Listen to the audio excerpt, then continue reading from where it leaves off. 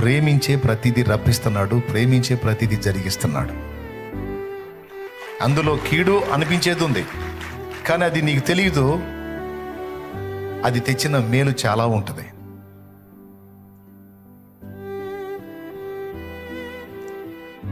ఓ భక్తుడు అన్నాడు, కీడు కీడు వస్తే వచ్చావు, శోధన శోధన వస్తే వచ్చావు, కానీ నువ్వు తీసుకొచ్చినటువంటి ఆ దీవెనేదో ఇచ్చిపో అన్నాడట.